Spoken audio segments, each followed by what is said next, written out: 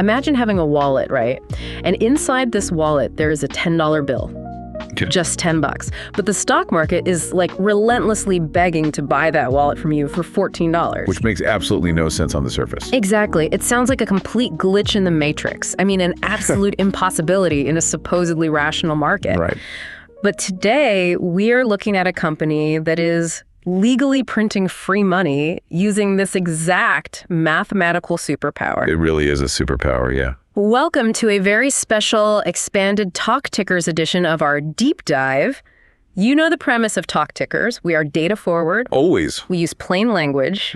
We take an actionable and opinionated stance, and we get right to the bottom line of a corporate earnings call.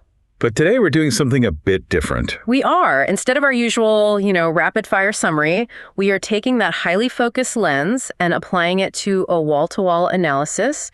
We have this massive stack of sources, transcripts, SEC filings, financial statements, all right in front of us. It's a lot of paper. It is a lot of paper. And the mission today is to break down the Q1 2027 earnings call for Capital Southwest. The ticker is CSWC for those following along.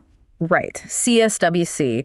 We are going to strip away all that dense Wall Street jargon, look at the actual underlying mechanics of their business, and by the end of this conversation, give you a very clear, actionable opinion on whether to be bullish or bearish on this stock. So you know exactly what to do with your portfolio. Exactly. Okay, let's unpack this, starting right at the top with the headline numbers. Because when you look at the raw data right out of the gate, Capital Southwest came out swinging.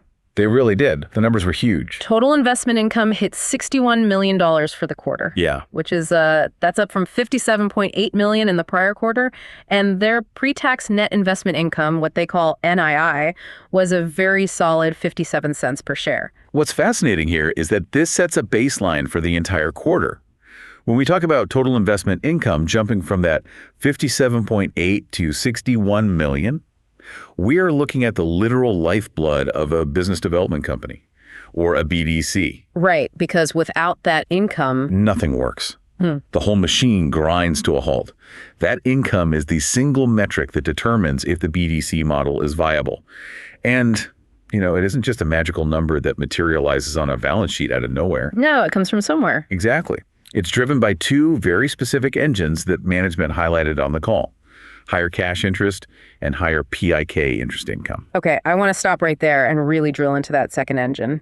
Because PIK is a term that gets thrown around a ton in private credit, and honestly, it can be a massive hidden risk if you don't know what you're looking at. Oh, absolutely. It trips up a lot of retail investors. Just to frame it for you listening, PIK stands for payment in kind, which basically means that instead of a portfolio company paying their interest in actual cash this quarter, They just add it to the tab. Right. They just add that interest amount to the total principal balance of the loan. So they pay it later with interest compounding on top of it. And Capital Southwest had about $4.9 million in PIK interest this quarter. That is the exact mechanism, yeah. Now, to understand the nuance of PIK, you really have to look at why a company would choose to do that, or, frankly, why a lender would even agree to it. Because it sounds risky. It does. Yeah. But sometimes, in a high interest rate environment, like the one we've been navigating recently, a private equity sponsor buys a company and realizes the cash flow is a little tight right now. The business is fine, but cash is tight. Right. The business is fundamentally healthy, but servicing that massive debt in pure cash might choke their ability to, say, invest in growth or just weather a weird seasonal dip. Yeah, that makes sense. So the lender, in this case, Capital Southwest, says, okay, you owe us $1 million in interest this quarter. Keep the cash. Just owe us more later. Exactly. We will just add that $1 million to your total loan balance. Next quarter, you owe us interest on the new higher balance. But wait, isn't that just a polite way of saying the borrower is basically defaulting? Whoa. Because if a retail investor checks their portfolio and sees the company they invested in is lending money to businesses that literally cannot afford to pay their interest in cash. It looks bad. Yeah. Why isn't that a screaming red flag? It absolutely can be a red flag, which is exactly why we have to look at the context here. During, severe economic downturns, a sudden spike in PIK income across a BDC's portfolio is often the canary in the coal mine. It means borrowers are distressed and bleeding cash. Exactly. But there's another side to the PIK coin, which management specifically addressed regarding this $4.9 million figure. A significant portion of that was actually a non-recurring bump. Non-recurring meaning a one-off thing. Yeah, it was related to a specific amendment to one of their loans. Often when a private equity sponsor wants to amend a loan, maybe they want to push back the maturity date or get a little more flexibility on a financial covenant. The lender charges a fee for that hassle. Right, an amendment fee. But instead of taking that fee in cash, the lender might take it in PIK, adding it to the principal to generate a much higher yield over the life of the loan. Ah, okay. So it's a strategic choice to boost long-term yield. Yes. Furthermore, many of these loans are structured from day one with a PIK component built in. It's not a sign of distress at all. It's negotiated up front. Exactly, to give the borrower maximum operational flexibility. The really key metric to watch here is the ratio of cash interest to PIK interest. And for Capital Southwest, the core story here is that the cash flow engines are running incredibly hot. Meaning most of it is cash. The vast majority of their income is cold, hard cash, which is exactly what is supporting that 57 cents per share of pre-tax net investment income. And that 57 cents per share is the critical number for you as a listener because it leads us directly to the primary reason anyone buys a BDC in the first place, right? The dividend. Oh, 100%. It's all about the yield. You don't buy into private credit for explosive venture capital style stock price appreciation. No, you'd buy tech for that. Right. You buy this for the income stream. And Capital Southwest declared a total dividend of 64 cents per share for the September quarter. So we have a regular quarterly dividend of 58 cents plus a supplemental dividend of 6 cents. And they pay that out monthly, which is nice. Yeah, they are paying that regular 58-cent dividend out monthly across July, August, and September 2026. The structure of that dividend is highly intentional, and honestly, it tells us a ton about their internal confidence. To understand why they split it into a regular and a supplemental dividend, you have to look at the underlying tax structure of a BDC. Because it's not a normal corporation. No, it's not. A business development company operates under a special framework called a regulated investment company, or RIC. RIC? Right. And in exchange for not paying any corporate income tax at the company level, which is a huge advantage, they're legally required to distribute at least 90% of their taxable income directly to shareholders. Wait, 90%? Yes. If they don't distribute it, they get hit with massive, debilitating tax penalties. Okay, so they're essentially a pass-through entity. The cash comes in from the loans they make, completely bypasses the IRS at the corporate level, and goes straight into your brokerage account as an investor. Exactly. Yeah. But here is the challenge for management, right? Their income isn't perfectly flat every single quarter. Right. Business fluctuates. Sometimes they have a massive quarter where, say, 3 portfolio companies pay off their loans early. That generates huge prepayment fees. Sudden windfall of cash. Yeah. But if management just raised the regular dividend to match that one-time spike, they would have to cut the dividend the very next quarter when things return to normal. And Wall Street absolutely hates dividend cuts. It's a bloodbath. It causes the stock price to just plummet. So the supplemental dividend acts as like a pressure release valve. That's a great way to put it. It lets them clear out the excess cash they are legally required to distribute without setting an impossible expectation for the regular monthly payout. Precisely. And this is measured by a metric called UTI, or undistributed taxable income. UTI. Unfortunate acronym, but... Yeah, a bit unfortunate. But UTI is basically their reservoir of excess cash that just hasn't been paid out yet. And Capital Southwest is currently sitting on a UTI balance of 87 cents per share. Wow, 87 cents just sitting in reserve? Now, management did note that this UTI balance is actually down slightly this quarter. Down slightly because of what? Did they take a loss? No, normal corporate accounting mechanics. Things like annual cash bonuses for the investment team, the vesting of restricted stock units. These are just standard seasonal expenses that draw down cash. So just paying their employees, basically. Right. But management made a very specific point on the call. They have a realization, meaning a successful exit or a payoff of a major investment that is closing very soon. Ah, so a big payday is imminent. Exactly. That single event is expected to refill that UTI reservoir right back up. So when you see an 87-cent UTI cushion, that is the management team's way of mathematically proving to you that the 6-cent supplemental dividend is entirely safe. Because they could pay it for over a year just out of the reserves. Right. They have more than enough retained, undistributed cash to keep paying it, even if earnings were to temporarily dip. Okay, I hear all of that, but I want to pump the brakes here for a second and push back on this narrative. Okay, go for it. We're talking about record investment income, massive UTI cushions, rich dividends. But if you scroll down the balance sheet, there is a number that went the wrong direction. The NAV. The NAV, the net asset value. It actually dropped. It went from $16.69 per share down to $16.61. An 8-cent drop. Right. And for a lot of retail investors, the NAV is the absolute holy grail. It is the literal liquidation value of the company. If the NAV drops, alarm bells start ringing. Sure, I get that. I mean, you can't tout a massive income engine if the underlying engine block is actively depreciating. So is this an 8-cent red flag? Are the underlying loans losing value? It is the right instinct to question any drop in NAV. You absolutely should. But this requires looking at the actual mechanics of why it dropped. You just look at the surface level decline of 8 cents, yeah, it might cause a momentary flinch. It definitely made me flinch. But the NAV of a BDC isn't this static, monolithic number. It is a living, breathing calculation that gets adjusted every single quarter. Based on what? Well, management explained this specific 8-cent dip was primarily driven by two things. First, annual equity grants to their employees. When you issue new shares to your staff as compensation, it slightly dilutes the NAV per share. Because there are more slices of the same pie. Exactly. It's just a normal, recurring cost of retaining top-tier financial talent. Second, there were some minor net realized and unrealized losses on their investment portfolio. Okay, let's separate those two for the listener.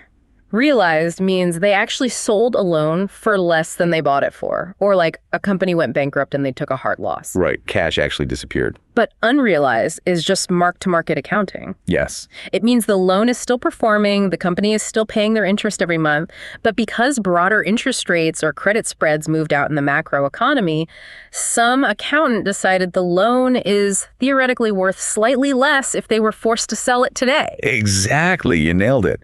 And the vast majority of BDC portfolio fluctuations quarter to quarter are unrealized mark-to-market adjustments.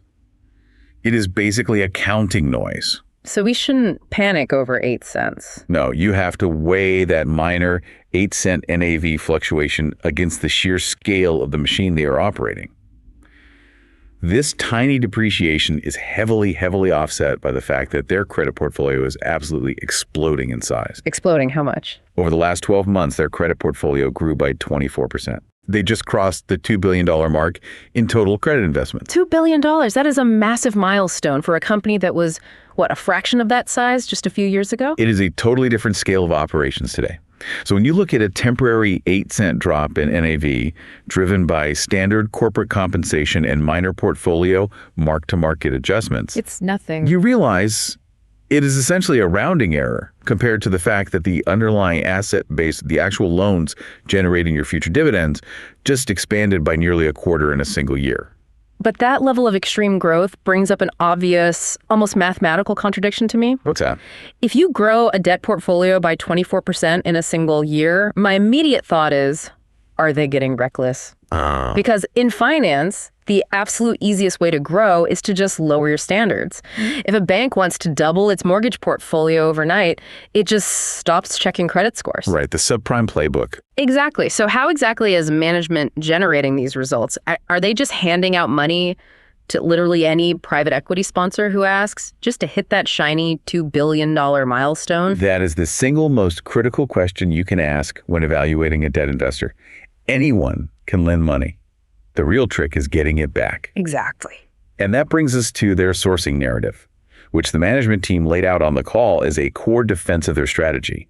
It is, frankly, a masterclass in balancing aggressive growth with intense, almost fanatical discipline. Okay, give me the data. Over the last 12 months, their investment team screened a staggering 1,300 deals. 1,300 companies wanted their money. To give you context on the trajectory there, they screened 1,200 deals in fiscal year 25 and only 1,000 deals in fiscal year 24. So the top of their funnel is getting wider and wider. They are seeing significantly more opportunities in the lower middle market than they ever have before. Yes. They are leveraging a growing reputation, a larger team, and stronger relationships with private equity sponsors to basically get a first look at more transactions. But the top of the funnel is only half the story, right? It is. Because here's the data point that jumped out at me from the transcript, and it gets to the heart of that contradiction we were just talking about. They looked at 1,300 deals, but their actual close rate, the percentage of deals they actually ended up funding, dropped. It did. It went from 1.7% in fiscal year 24 down to 1.5% today. Think about that. It's a tiny fraction. I want you to imagine this like upgrading your algorithm on a dating app. Oh, I like this. Right. You expanded your radius, you paid for the premium tier, and now you are looking at way more profiles every single day. But you are actually going on fewer dates percentage-wise because your standards for a match have gotten so much stricter. You are basically swiping left on almost everything. That is exactly the dynamic playing out. They are swiping left on 98.5% of the market. That's incredible discipline. They are looking at 1,300 companies, doing the preliminary math, looking at the cash flows, looking at the sponsor's business plan, and saying no to almost all of them. And as an investor holding this stock, that is the exact dynamic you want to see. You want the team managing your money to be the absolute pickiest lenders in the room. 100%. And it gets even more conservative when you look at the architecture of the 1.5% of deals they actually do fund. When they do deploy that capital, they are doing it with incredible structural safety. How so? 100% of their new portfolio company debt originations for the period were first lien and senior secured debt. Okay, just to jump in for a second. First lien basically means they are holding the VIP ticket in bankruptcy court, right? They get paid before anyone else. It is the absolute pinnacle of the capital stack. Mm-hmm. Let's walk through a hypothetical corporate bankruptcy to see how powerful this really is. Okay, let's do it. Imagine a company completely fails. They liquidate everything. They sell the real estate, the inventory, the intellectual property. The court takes that pile of cash and starts handing it out. The sad part of the process. Exactly.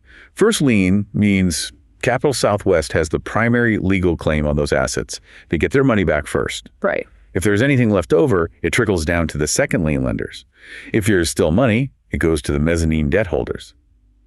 Then the preferred equity, and finally at the very bottom, the common equity owners, the private equity firm. And usually in a real liquidation, the money runs out long before it hits the bottom. Exactly.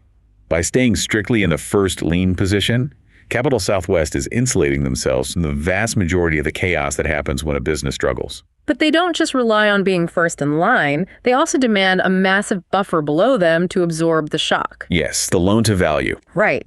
In a private equity landscape where sponsors are routinely pushing leverage up to 60 or 70% just to juice their internal rate of return, Capital Southwest noted that for the new platform deals they closed in the June quarter, they maintained a weighted average loan to value, or LTV, of 29%.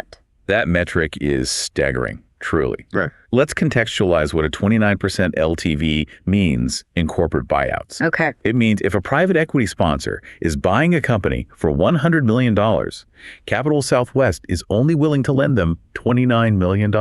Forcing the private equity firm to write a massive check for $71 million in cash to cover the rest of the purchase price. Exactly. That $71 million is the equity cushion. It sits directly underneath Capital Southwest's loan.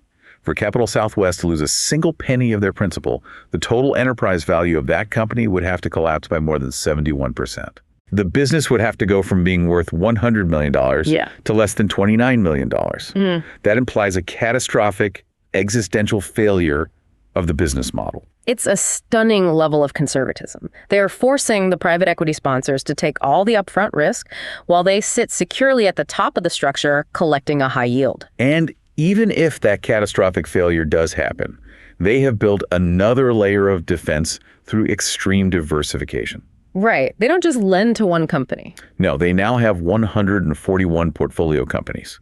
The average position size is just 0.8% of their total portfolio. Less than 1%. So let's play out the absolute worst case scenario. Let's say one of these companies experiences a total meltdown. The 71% equity cushion evaporates overnight. The assets are worthless. Capital Southwest takes a total loss. The nightmare scenario. Because of their diversification, the maximum exposure is less than 1% of their total assets. They have mathematically mitigated company-specific risk to an absolute minimum. They are building a true fortress balance sheet. But building a fortress balance sheet of this size requires an immense amount of raw material, which brings us right back to the question you asked earlier. How are they paying for all of this 24% growth? But where is the money coming from? If they're deploying hundreds of millions of dollars into these first loans, where is the cash? Because this leads us to what might be the most powerful part of this entire earnings call, and really the entire thesis for the stock. It is their capital advantage. If we connect this to the bigger picture, this is the wallet analogy we started the show with. Let's get into the actual numbers. Management noted on the call that they raised $64 million in gross equity proceeds through their at-the-market, or ATM, program. Right. And they sold these newly created shares at a weighted average price of $23.47. This single data point is the engine of their outperformance. To understand why, you have to look at the broader BDC industry right now. The vast majority of business development companies are currently trading at a steep discount to their book value. Meaning their stock price is lower than their NAV. Exactly. The industry median price to book multiple has actually dropped from roughly 0.96 times 2 years ago down to 0.73 times today. Okay, let's break down why that is devastating for a BDC. If a competitor has a net asset value of $10 per share, meaning the loans they hold are worth $10 per share, but the stock market is only willing to pay $7 for the stock. Right. If that company wants to raise new cash to make a new loan, they have to print a new share and sell it to the public for $7. Which instantly destroys value for every existing shareholder. You are literally selling assets for less than they are worth. You are diluting the equity. It forces those BDCs into a state of paralysis. They can't grow because raising equity is mathematically punitive. They are stuck. But Capital Southwest is operating in a completely different reality.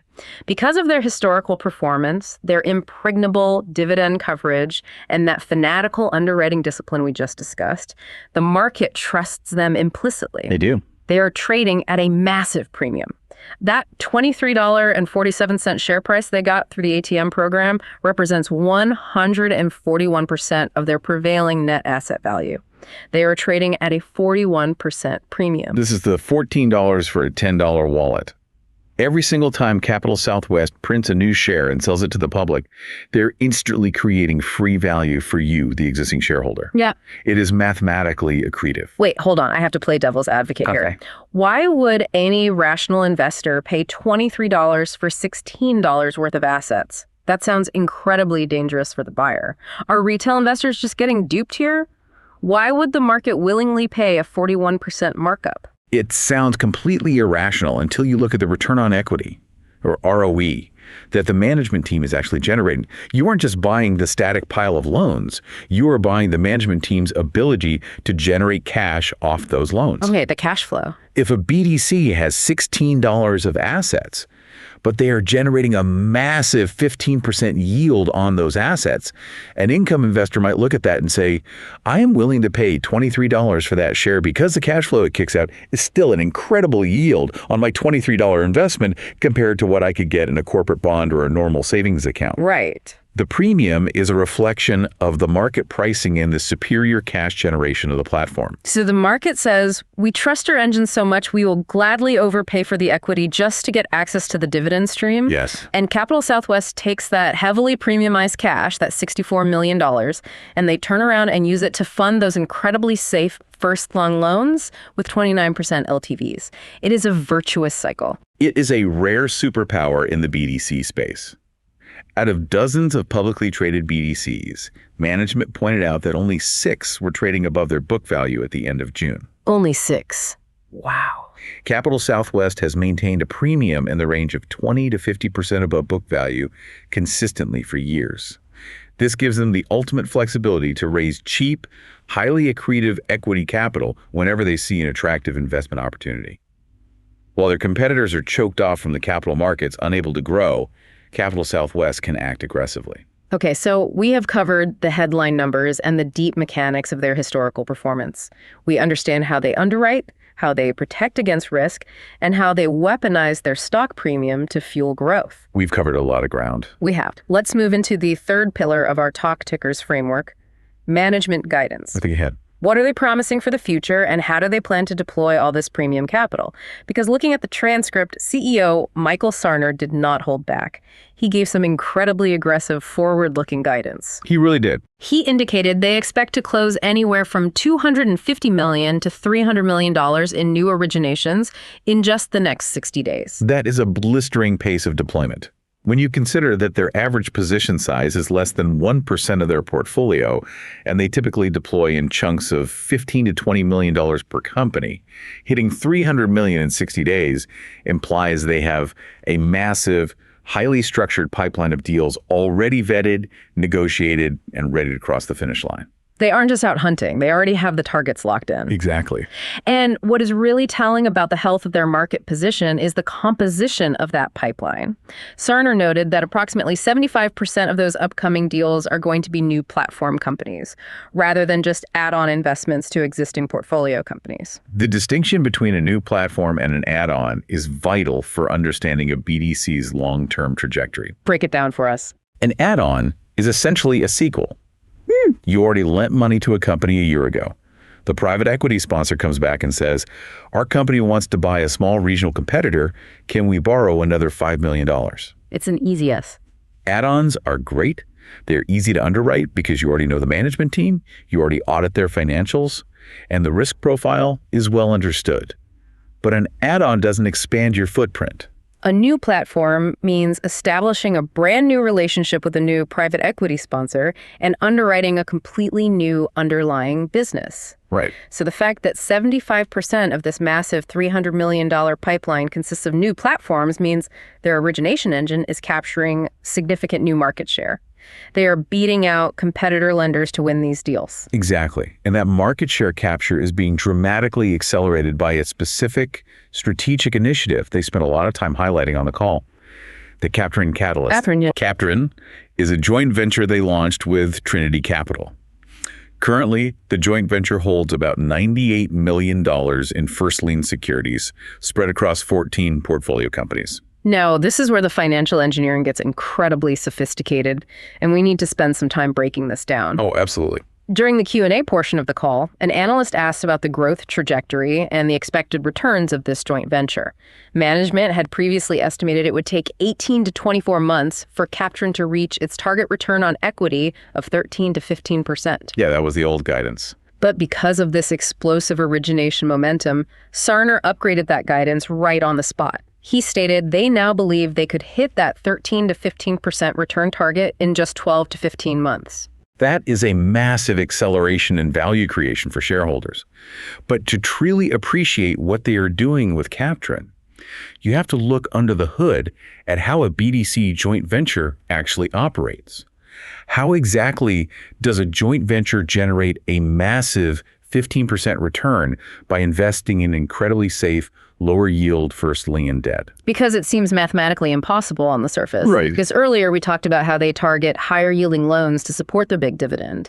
If they find a really safe, highly rated company that wants a loan, but that company only wants to pay a 5.75% interest rate, Capital Southwest historically would have to just pass on the deal. They could do it. A 5.75% yield is too low. Yeah. It drags down their overall portfolio yield and threatens their ability to pay that massive 64-cent dividend. Exactly. They would have to walk away from a perfectly safe loan because the math didn't work for their specific corporate structure. But CapTrin solves this problem entirely through a mechanism called a first out, last out structure combined with localized leverage. Okay, let's build a hypothetical scenario to show exactly how this generates a 15% ROE, because this is so cool. Okay, let's walk through the math.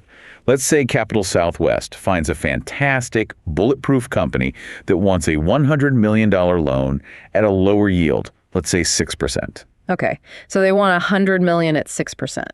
Instead of putting that $100 million loan directly onto the Capital Southwest balance sheet, they place it inside the CapTrin joint venture.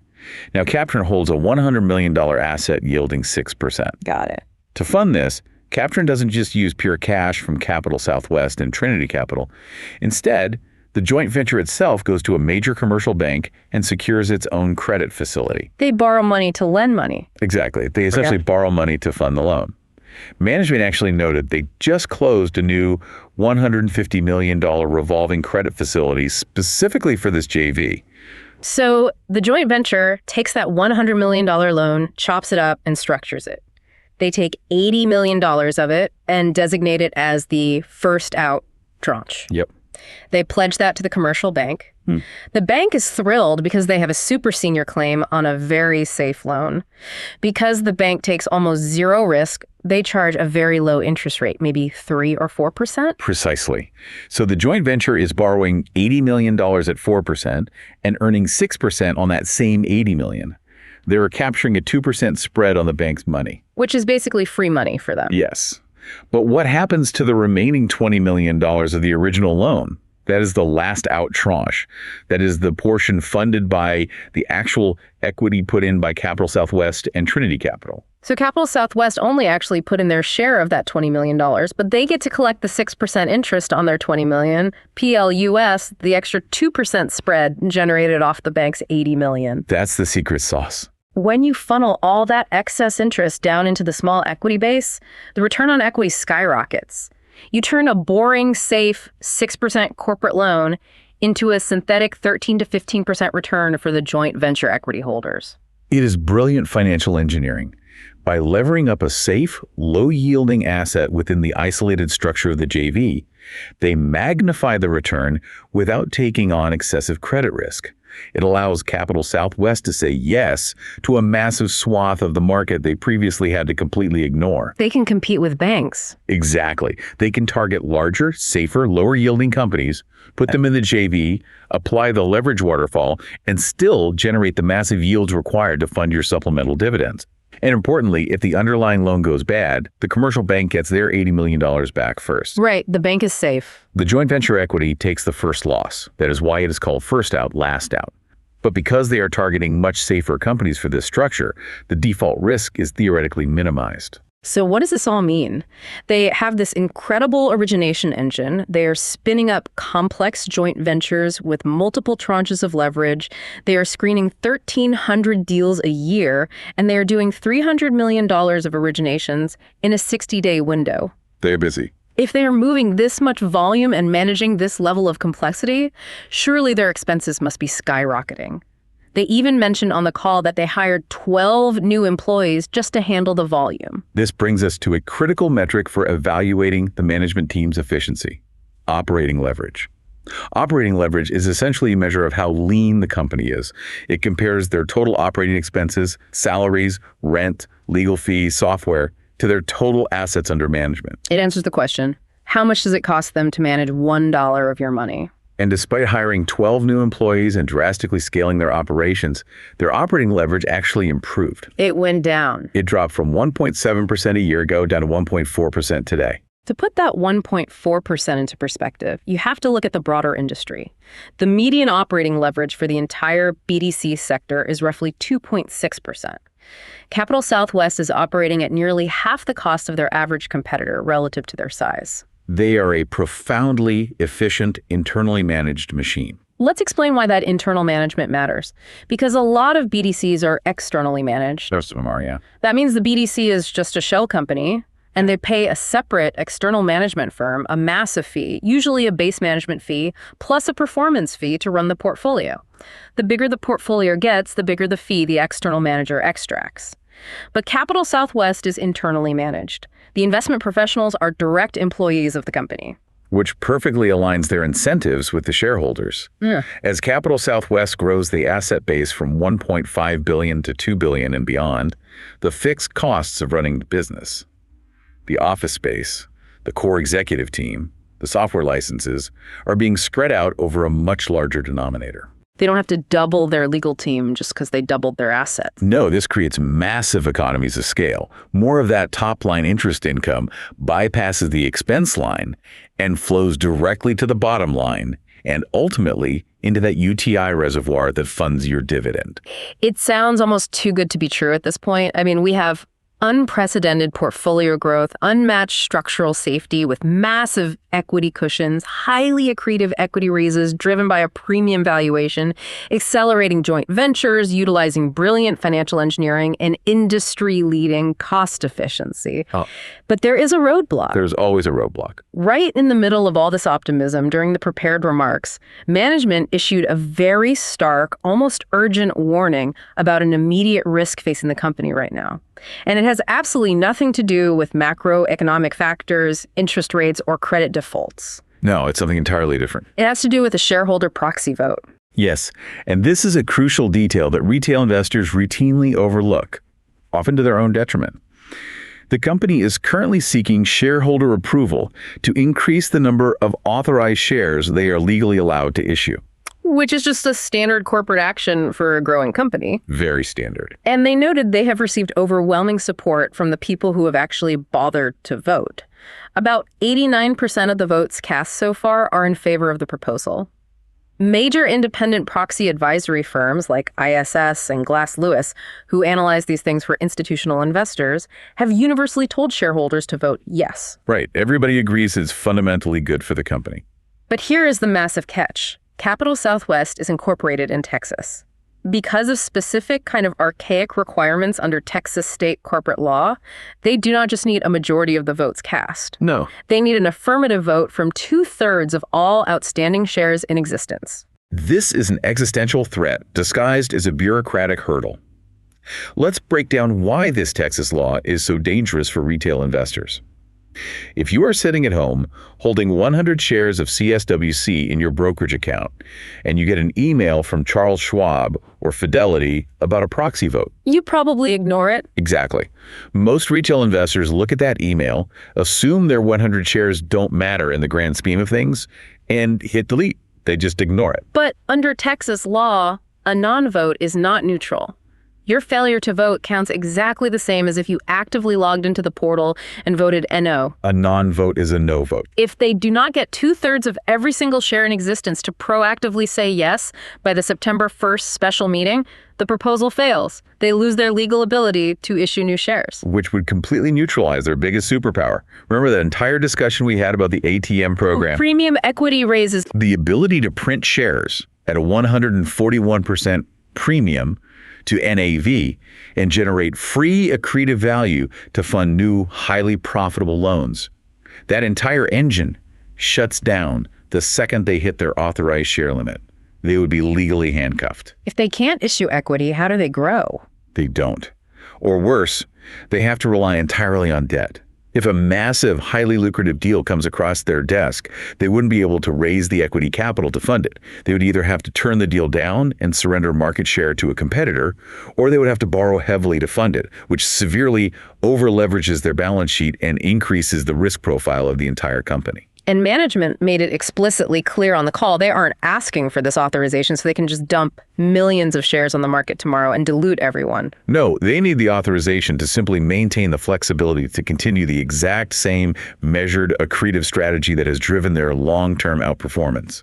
Without it, the growth narrative hits a brick wall. Okay, we have covered the entire landscape of this highly complex earnings call, from the mechanics of PI interest and the massive dividend coverage to the dating app discipline of their underwriting and the 71% equity cushions. We've explored the accretive power of their stock premium, the intricate leverage waterfalls of the CapTrin joint venture, and the immediate urgency of the looming Texas proxy vote. It's been a journey. It is time to bring all of this analysis together for the final segment of our Talk Tickers deep dive. The bottom line. The bottom line. This is where we synthesize everything we've unpacked into a clear, actionable opinion for you, the listener. Are we bullish or bearish on Capital Southwest based on the Q1 2027 data? Based on the structural architecture of their portfolio and the mechanics of their capital advantage, my stance is decidedly and enthusiastically bullish. When you strip away the macroeconomic noise and look at how this company is actually engineered, it is built to withstand significant stress while continuing to deliver outsized income. So what's the fundamental why behind that stance? It rests on three unshakable pillars we've discussed today. First, the dividend coverage is impregnable. They aren't just scraping by to pay the yield. They have maintained a 109% cumulative coverage ratio since launching their current credit strategy. That means they consistently, quarter after quarter, earn more cash than they pay out, allowing them to build that massive UTI reserve to cushion against future volatility and fund those supplemental dividends. Killer one. Second, their underwriting is fanatically conservative. To consistently maintain a 29% loan-to-value ratio on new deals means they are forcing private equity sponsors to absorb the vast majority of the risk. Demanding an extraordinary 71% equity cushion to protect your principal is a level of structural safety that is rare in the high-yield space. Very rare. And third, they possess a distinct, mathematically compounding competitive advantage in their cost of capital. By consistently trading at a massive premium to their net asset value, currently around 141%, they have the unique ability to raise growth capital that immediately increases the underlying value of the company for existing shareholders. While their peers are paralyzed by discount valuations, unable to issue equity without destroying value, Capital Southwest is using their premium currency as a weapon to aggressively capture market share and fund a blistering origination pipeline. So if you are listening to this right now and you hold the stock in your portfolio or you're considering buying it, what is your actionable advice today? The immediate, non-negotiable action item is this. If you own shares of CSWC, you must vote your proxy before the September 1st meeting. Do not let retail apathy accidentally cast a no vote that handcuffs management's ability to execute their strategy. Search your inbox for the proxy materials from your broker and take the 2 minutes to vote. It is critical to protecting your investment. And beyond the vote. Secondly, from an analytical perspective, keep your ear to the ground over the next few weeks. During the call, the Chief Financial Officer, Chris Rayberger, teased that they are currently working on an amendment and maturity extension to their primary corporate credit facility. He noted this should provide beneficial economic changes to their cost of capital. Meaning they might be negotiating a lower interest rate on the money they borrow from the big banks. Exactly. If they secure a lower interest rate on their own corporate borrowing, that decreases their interest expense. When your expenses go down but your income stays the same, it widens your net interest margin. That extra margin drops straight to the bottom line, increasing their NII and potentially fueling even more dividend growth or UTI accumulation. It is a catalyst to watch for closely. Here's where it gets really interesting. Yeah. We've spent this entire deep dive dissecting the internal mechanics of Capital Southwest and how they are mastering the current financial environment to maximize your yield. But I want to leave you with a larger, more provocative question to ponder based on the source material we just unpacked. A macro question. Right. A question about the macroeconomic future of this entire industry. We spent a lot of time analyzing CapTrin, their joint venture. Management explicitly stated that CapTrin was designed so they could target lower risk, lower yield companies paying 5.75% interest instead of the 10 or 11% high yield debt typical of a BDC. Right. They're using complex financial engineering and localized leverage to artificially turn those safer, boring loans into high returns. But think about what that represents on a macro level. If one of the best performing, most disciplined business development companies in the sector is aggressively building a side vehicle specifically to capture safer, lower yielding, almost bank-like loans. Does this signal that the entire high-yield BDC industry is quietly trying to transform itself? Exactly. For the last decade, BDCs have been viewed as alternative, high-yield, aggressive lenders stepping into the void left by traditional banks. But with structures like CapTrin, are we watching the evolution of BDCs from aggressive lenders into something that looks much more like a traditional conservative banking model? It's a fascinating trend. They are capturing the safe debt and just manipulating the leverage to hit their targets.